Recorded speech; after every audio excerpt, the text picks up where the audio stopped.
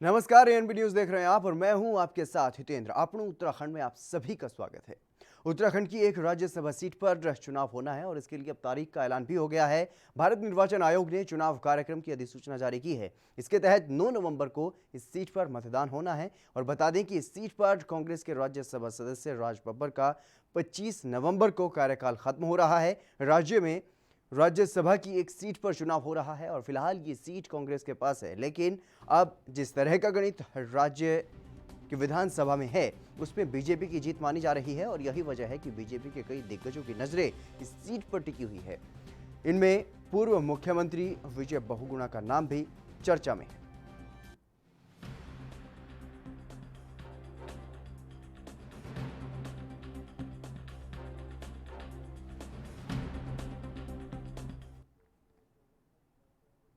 मुख्यमंत्री त्रिवेंद्र सिंह रावत ने Dehradun smart city के तहत चल रहे कार्यों का स्थलीय निरीक्षण किया है और इस अवसर पर मुख्यमंत्री ने परेड ग्राउंड और राजकीय बालिका इंटर कॉलेज राजपुर रोड का निरीक्षण भी किया है। उन्होंने परेड ग्राउंड, देहरादून के पुनर्निर्माण स्मार्ट रोड और देहरादून में बनाए जा रहे 3 स्मार्ट स्कूलों के कार्य प्रगति की जानकारी ली है। मुख्यमंत्री त्रिवेंद्र सिंह रावत ने यह कहा है कि कोविड काल को छोड़कर देहरादून स्मार्ट सिटी का काम तेजी से हुआ है और आगे भी स्मार्ट सिटी के तहत तेजी से काम होंगे। जब स्मार्ट सिटी के लिए देहरादून का चयन हुआ था तब देहरादून 100वें नंबर पर था और कार्यों की प्रगति में तेजी के साथ देहरादून 13वें नंबर पर आ गया है। सीएम ने आगे बोलते हुए यह भी कहा है कि देहरादून में बनने वाले 3 स्मार्ट स्कूलों से बच्चों की मानसिकता में सकारात्मक परिवर्तन आएगा और इन स्कूलों में उच्च गुणवत्ता युक्त व्यवस्थाएं की गई हैं।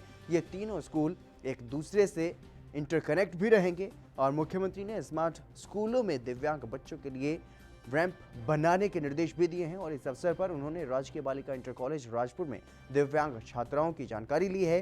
प्रधानाचार्य ने अवगत करवाया है कि स्कूल में अभी एक ही दिव्यांग छात्रा है।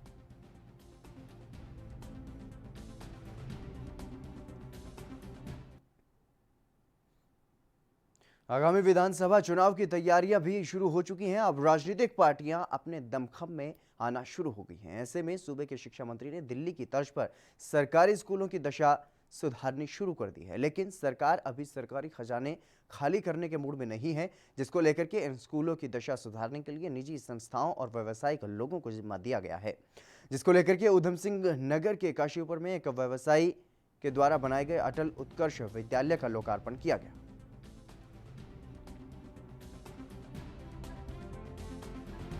दायित्व समझते हुए उस काम को करने में सरकारों को सहयोग देते हैं। इसीलिए सरकार तो अपना दायित्व नहीं समझ पा रही ना। देखिए, इस पर मैं नहीं कहना चाहूँगा कुछ भी कि सरकार दायित्व समझ रही है या नहीं। आज मूल भावना क्या थी मेरी कि एक स्कूल को तैयार किया जाए और मेरी सामाजिक जिम्मेदारी, कार्यक्रम का नाम भी आप देखिए, मेरी सामाजिक जिम्मेदारी, तो मैंने अपनी जिम्मेदारी को माना है और उसमें इसको सरकारी स्कूलों की अवस्थापनाएं सरकार तो अपने माध्यम से करेगी। उद्योग जगत के लोगों का भी सहयोग होना चाहिए। उसी कड़ी में आज इस जिले के प्राथमिक और उच्च प्राथमिक 1109 स्कूलों में से हमने 528 स्कूलों को प्राइवेट सेक्टर के लोगों को सौंपा है, जहां काम चल रहा है।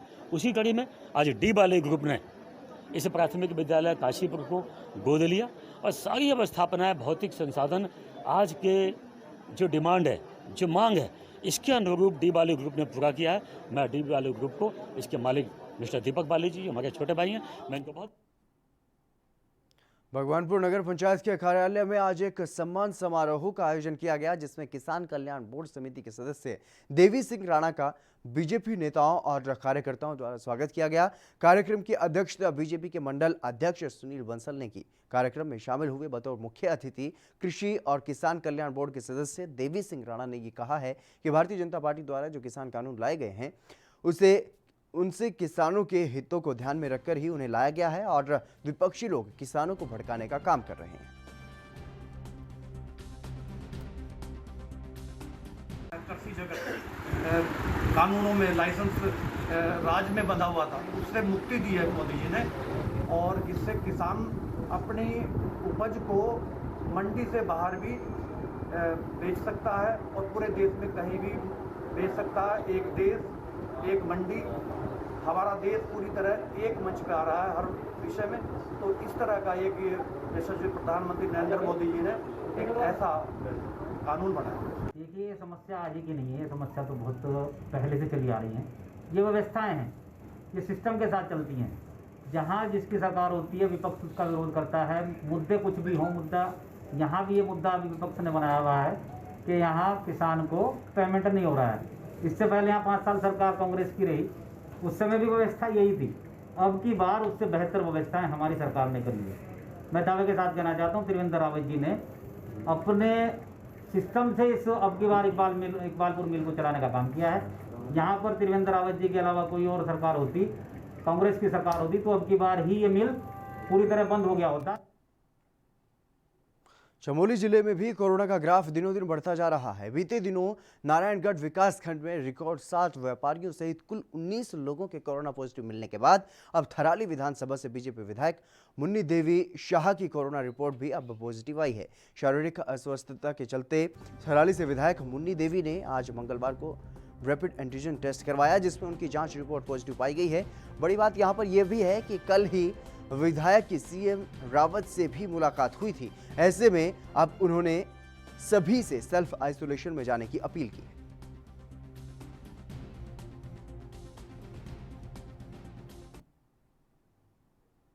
2022 नजदीक है और ऐसे में पार्टियां भी अपने कार्यकर्ताओं और बूथों पर मजबूत स्थिति बनाने के लिए कोई कोर कसर नहीं छोड़ना चाहती। केंद्र से लेकर के राज्य तक सत्ता में काबिज वर्तमान समय की सबसे मजबूत पार्टी बीजेपी भी मंडल स्तर पर बैठकों के जरिए कार्यकर्ताओं में जोश भरने में जुट गई है। थराली ब्लॉक सभागार में 28 अक्टूबर से 11 नवंबर के बीच मंडल स्तर पर दिए जाने वाले 2 दिवसीय प्रशिक्षण वर्ग की बैठक की कार्य योजना तैयार की गई है। बैठक में बीजेपी के चुने हुए जनप्रतिनिधि, पार्टी पदाधिकारी और बूथ अध्यक्ष सहित अन्य कार्यकर्ता मौजूद रहे। बैठक में प्रशिक्षण वर्ग की तैयारियों सहित 2022 में पार्टी को और भी मजबूत स्थिति में लाने पर चर्चा की गई। जब चुनाव लड़ती है और चुनाव हो जाता है तो हमेशा उसके बाद तुरंत अगले चुनाव की तैयारी करती है और उसी के तहत भारतीय जनता पार्टी का जो ये प्रशिक्षण का कार्यक्रम प्रत्येक 5 वर्ष में होता है, ये 5 वर्ष के बाद ये प्रशिक्षण का कार्यक्रम फिर एक बार पूरे देश के अंदर पार्टी करने जा रही है। और थराली में भी जो यहाँ पर हमारा मंडल है, इसका प्रशिक्षण का जो कार्यक्रम होगा उसकी तैयारी के तहत ये मीटिंग यहाँ पर हुई। मैं तो ये मानता हूँ कि कोई विकल्प ही नहीं दूसरा हो, दूर दूर तक कोई विकल्प नहीं प्रदेश के अंदर। जिस मजबूती के साथ त्रिवेंद्र जी की सरकार और बंशीधर भगत जी का संगठन काम कर रहा है, दूर दूर तक तो मुझे कहीं कुछ नहीं दिखाई देता, किसी विपक्ष नाम की कोई चीज़ दिखाई नहीं देती। ये मुख्य रूप से तो ये इसे बैठक नहीं कहूँगा मैं, ये हमारी जो है प्रत्येक 5 वर्ष में कार्यकर्ता को मजबूत करने के लिए हमारी रीति नीति कैसे चले, हमारे कार्यकर्ता कैडर हमारा कैसे मजबूत रहे, उसका रीति नीति का निर्धारण और कार्यकर्ता को सरकार के द्वारा कराए गए कार्यों का बोध, कार्यकर्ता को संगठन के द्वारा कराए गए कार्यों का बोध इन 5 साल में इनका जो है। देश की जानी मानी बॉलीवुड सिंगर नेहा कक्कड़ 24 अक्टूबर को विवाह के बंधन में बंधने जा रही हैं। उनका विवाह पंजाब के रहने वाले रोहनप्रीत के साथ तय हुआ है। शादी समारोह दिल्ली में संपन्न होगा और 21 अक्टूबर को ऋषिकेश से नेहा कक्कड़ के परिजन शादी समारोह में शामिल होने के लिए दिल्ली रवाना होंगे। नेहा की शादी होने की खबर से उनके प्रशंसकों में भी खुशी की लहर देखी जा रही है। बता दें कि नेहा कक्कड़ ऋषिकेश स्थित गंगानगर की रहने वाली हैं और इस संबंध में नेहा के भाई विशाल कक्कड़ ने मीडिया को अधिक जानकारी दी।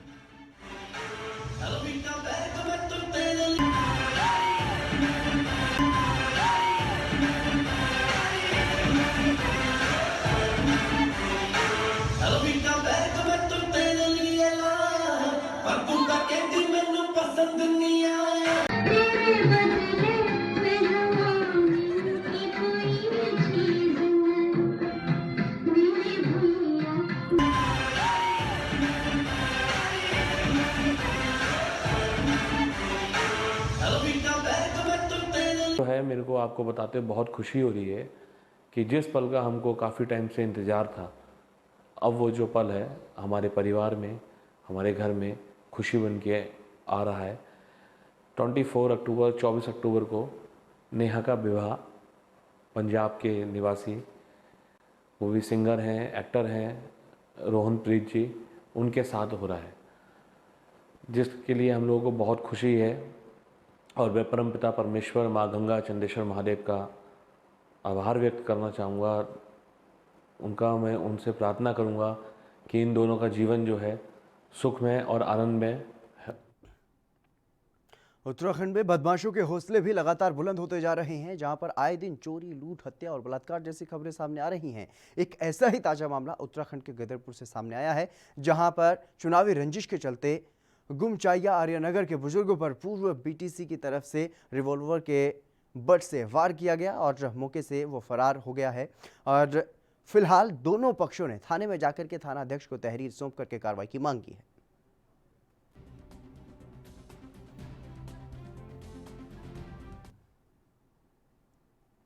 वहीं सितारगंज की नानकमत्ता पुलिस ने 4 दिन पहले बाइक चोरी का एक बड़ा खुलासा किया था, जिसमें 7 बाइक और 2 चोरों को भी पकड़ा गया था, लेकिन मौके से बाइक चोर का सरगना सुरेंद्र सिंह फरार हो गया था।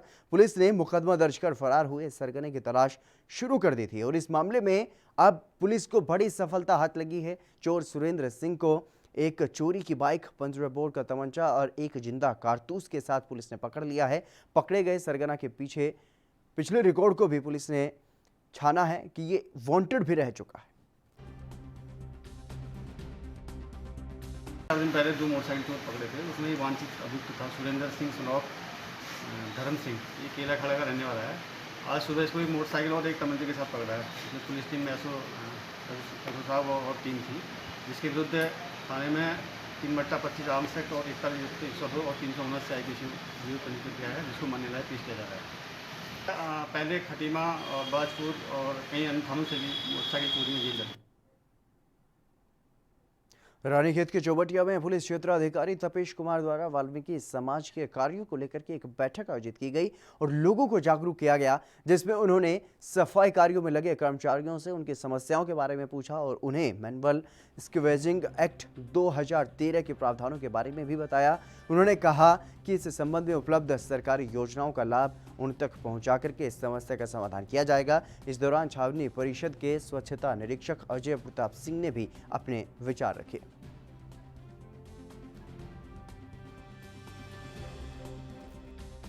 ये जो मीटिंग है बेसिकली हमने रखी है कि जो मैनुअल स्क्वेजिंग एक्ट 2013 जो है उसके प्रावधानों के बारे में हमारे जो सफाई कर्मचारी भाई बंधु हैं इनको उसके बारे में उसके प्रावधान बताना, और इसमें अगर यहाँ कोई मैला ढोने की प्रथा अगर कोई इसमें काम कर रहा है तो उसको इससे हटाना। ये इसमें ये भी है कि इसमें हम तीन स्टैंड। उत्तराखंड के मसूरी में भाजपा मंडल प्रशिक्षण शिविर कार्य योजना के तहत प्रशिक्षण शिविर का आयोजन किया गया, जिसमें मसूरी विधायक गणेश जोशी और मंडल पालक ओमवीर राघव ने शिरकत की। भाजपा मंडल मसूरी के कार्यकर्ताओं ने जोरदार स्वागत किया और इस मौके पर मंडल पालन ओमवीर राघव और विधायक जोशी ने सभी पदाधिकारियों का मार्गदर्शन कर ये कहा कि बीजेपी पार्टी के संदर्भ में जाकर बात करती है और हमारे प्रशिक्षण वर्ग अभी पूरे प्रदेश में लगने वाले हैं, जिसमें संगठन की मजबूती पर चर्चा होगी। तो वहीं प्रदेश के सभी मंडलों में कार्य योजना की बैठक भी होनी है और इन बैठकों में जो नए नए कार्यकर्ता जुड़ रहे हैं उन सभी को पार्टी की रीति नीति के बारे में बताया जा रहा है।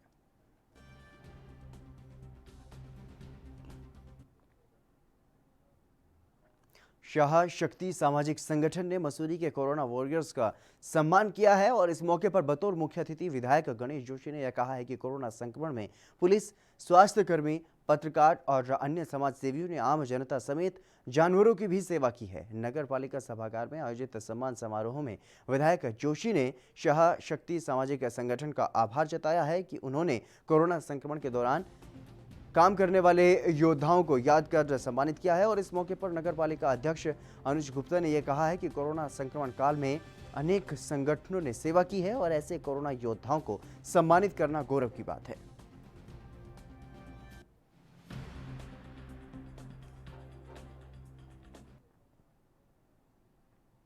चलिए फिलहाल यहां पर रुकेंगे एक छोटे से ब्रेक के लिए, जल्द हाजिर होंगे।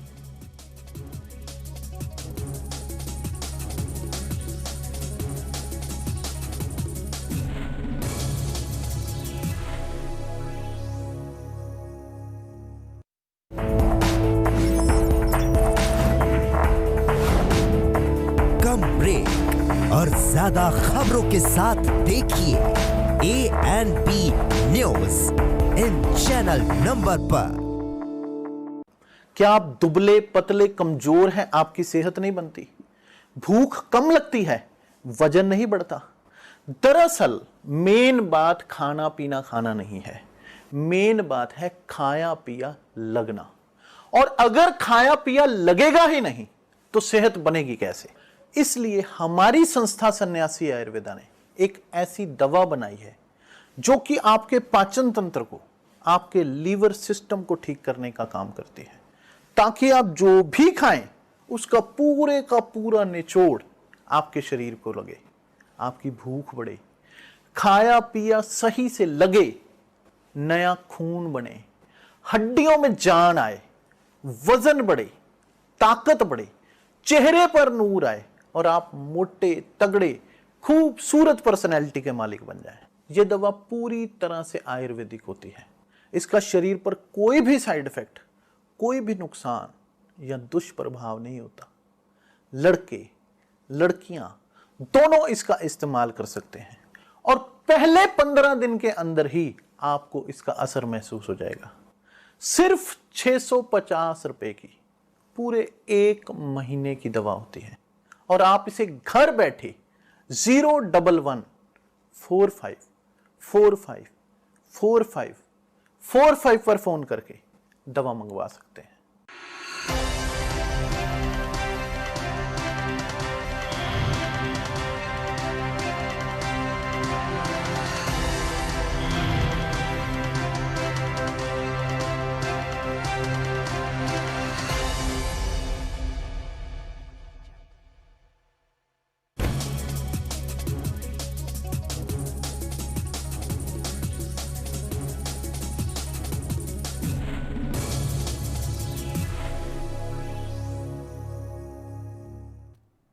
ब्रेक के बाद एक बार फिर से आप सभी का स्वागत है। खबरों में आगे बढ़ेंगे। उत्तराखंड के यमकेश्वर में जनता के द्वारा आयोजित कार्यक्रम में विकासखंड मुख्यालय द्वारीखाल के प्रवासी और स्थानीय निवासियों की समस्याओं के निदान और क्षेत्र में चल रहे विभिन्न विकास कार्यों की समीक्षा और जनसुनवाई कार्यक्रम का आयोजन किया गया।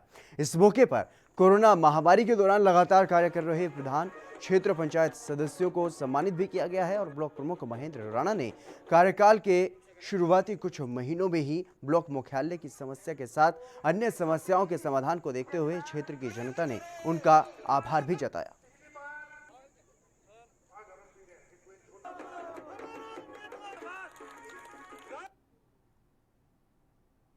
उत्तराखंड के टिहरी जिले के नगरपालिका चंबा में सरकार द्वारा नगरपालिका चंबा में नामित तो हुए पूर्व छात्र संघ अध्यक्ष स्वामी रामतीर्थ परिसर बादशाही थोल के अंकित सजवाण को नगरपालिका अध्यक्ष चंबा को पद और गोपनीयता की शपथ दिलाई गई। इस मौके पर अंकित सजवाण ने सरकार का आभार जताया। उन्होंने कहा है कि चंबा की जो भी समस्या है उसका जल्द ही निस्तारण किया जाएगा।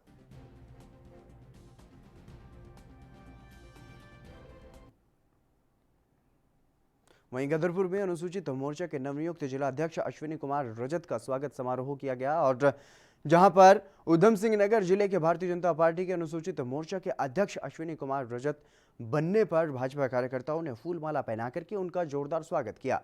इस मौके पर दर्जा प्राप्त राज्य मंत्री अजय राजौर, भाजपा के प्रदेश महामंत्री गुंजन सुखीजा और अतुल पांडे के साथ साथ सैकड़ों भाजपा के कार्यकर्ता भी मौजूद रहे। इस दौरान नवनियुक्त भारतीय जनता पार्टी के अनुसूचित मोर्चा के जिला अध्यक्ष अश्विनी कुमार रजत ने कहा है कि इतनी छोटी सी उम्र में भारतीय जनता पार्टी द्वारा मेरे पर जो विश्वास जताया गया है, इतने बड़े पद से सम्मानित किया गया है, मैं विश्वास दिलाना चाहता हूं कि सभी समाज के लोगों को साथ लेकर के चलूंगा और भारतीय जनता पार्टी में जोड़ने का काम भी करूंगा।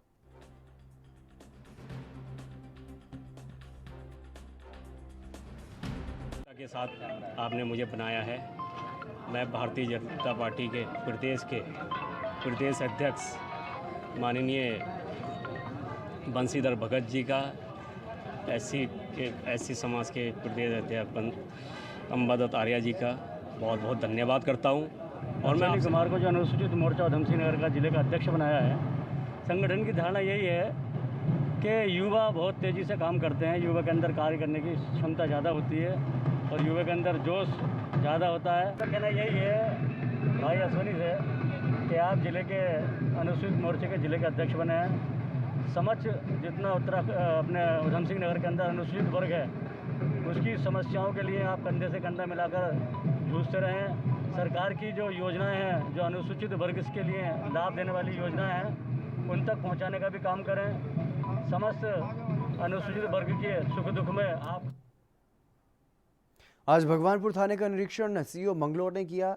जैसे कि राजपत्रित अधिकारियों द्वारा अलग अलग थानों का निरीक्षण किया जाता है, इसी क्रम में आज भगवानपुर थाने का सीओ मंगलोर अभय कुमार द्वारा अर्धवार्षिक निरीक्षण किया गया और निरीक्षण में थाने के अभिलेखों, उच्च अधिकारियों द्वारा निर्देशों और असलहे का आकलन भी किया गया। इस मौके पर सीओ मंगलोर अभय कुमार ने यह बताया है कि अलग अलग राजपत्रित अधिकारियों द्वारा थानों का निरीक्षण किया जाता है और इसी क्रम में आज भी थाने का निरीक्षण किया गया।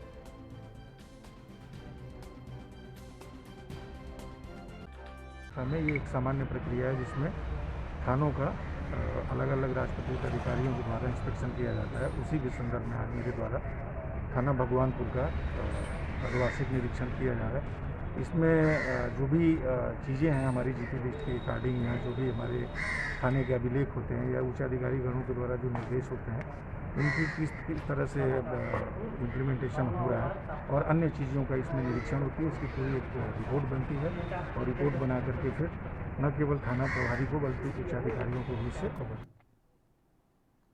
वहीं ऋषिकेश की सड़कों पर अतिक्रमण को हटाने के लिए नगर निगम की टीम बाजार में पहुंची, जहां पर व्यापारियों ने जमकर विरोध किया। कई स्थानों पर निगम की टीम के साथ व्यापारियों की तीखी नोकझोंक भी हुई, हाथापाई तक भी हुई। इसी बीच नगर निगम की टीम सड़कों पर रखा सामान उसने जब्त कर लिया और जिससे व्यापारी वहां पर भड़क गए और पुलिस को बीच बचाव करना पड़ा। नगर निगम के अधिकारियों ने यह कहा है कि त्योहार सीजन नज़दीक है और ऐसे में सड़कों पर अतिक्रमण फैलने से सोशल डिस्टेंसिंग और जाम की समस्या जो है वो बनेगी, जिसे निगम बर्दाश्त नहीं कर सकता। और बता दें कि निगम ने 3 दिन पहले ही व्यापारियों के साथ बैठक कर अतिक्रमण हटाने की कार्रवाई को अंजाम देने की घोषणा कर दी थी। प्रशासन, पुलिस और नगर निगम के अधिकारियों ने व्यापार मंडल के पदाधिकारियों के साथ एक बैठक की थी। इसमें तय हुआ था 3 दिन पहले कि हम 3 दिन का उन्हें समय देंगे, 3 दिन के बाद हम अतिक्रमण विरोधी अभियान हटाएंगे। तो 3 दिन के बाद हमने एक डुगडुगी पिटवाई, मुनादी कराई कल, और सभी व्यापारियों से अनुरोध किया कि वो दुकान पे अपनी नाले के बाहर यानी सड़क पर सामान न बिखेरें। त्यौहार का सीजन है और उसमें जो है रास्ता जाम होता है, ट्रैफिक जाम होता है, लोगों को असुविधा होती है, एक्सीडेंट होता है। तो आज हमने जो अभियान चलाया, उस अभियान में इसके बावजूद भी कुछ व्यापारियों ने धक्का मुक्की करने की कोशिश की, नगर निगम की कार्रवाई करने की विरोध किया। तो मैं तो आपके चैनल के माध्यम से ये भी कहना चाहूँगा कि जब व्यापार मंडल के पदाधिकारी, उसमें सारे उच्च पदाधिकारी थे, उनके उपस्थिति में सब तय हो गया था कि सड़क पर जो सामान रखेगा, अतिक्रमण करेगा, वो जब्त किया जाएगा। वही हम कार्रवाई करने जा रहे थे। फिर भी हमने गांधीगिरी तरीके से कार्रवाई करी। कुछ लोगों के गले में फूल माला इसलिए डाली कि वो उस चीज़ को समझेंगे और बहुत से में उस चीज़ की पुनरावृत्ति नहीं करेंगे। अगर मान लीजिए कोई गिर जाए, किसी के चोट लग जाए, और उसके बाद भी जो है हम लोग ने इसको, गंदगी कितनी है, मच्छर हो रहा है, डेंगू फैल रहा है, अगर इसको ढकने के लिए ताकि गंदगी ना दिखाई दे, हम लोगों ने उसको ढक दिया किसी रूप में। हम ये कह रहे हैं नाली के ऊपर जो है हम उसको अतिक्रमण या तो व्यवस्था करके दीजिए, नाली के ऊपर उसको ढक के दीजिए, कवर करके दीजिए, हम उसके ऊपर सामान लगाए। नाली के बाहर जो है हम उसको आप सामान अतिक्रमण मानते हैं, नाली के ऊपर का आप अतिक्रमण नहीं मान सकते। या तो आप अपनी जिम्मेदारी करिए, नाली की कोई व्यवस्था। उत्तराखंड के देहरादून में फॉरेस्ट गार्ड भर्ती परीक्षा का मामला सामने आया। दरअसल एनएसयूआई ने सचिवालय का घेराव किया और ये रैली कांग्रेस मुख्यालय से शुरू की गई थी। सूचना मिलते ही मौके पर पहुंची पुलिस ने प्रदर्शनकारियों को रोका, लेकिन प्रदर्शनकारियों ने पुलिस प्रशासन के साथ ही धक्का मुक्की शुरू कर दी। परीक्षार्थियों ने सरकार पर आरोप लगाया है कि 7 महीने के बाद भी जाँच रिपोर्ट नहीं आई है। सरकार की तरफ से परीक्षा को लेकर के कोई फैसला नहीं लिया गया है और फरवरी में 1218 पदों के लिए परीक्षा करवाई गई थी, जिसको लेकर के परीक्षार्थियों में अब गुस्सा है।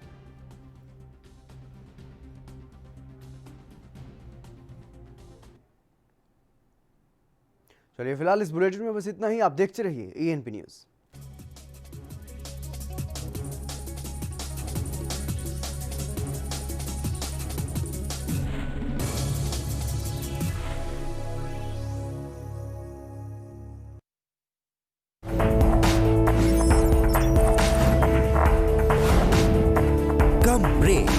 और ज्यादा खबरों के साथ देखिए ANP न्यूज़ इन चैनल नंबर पर।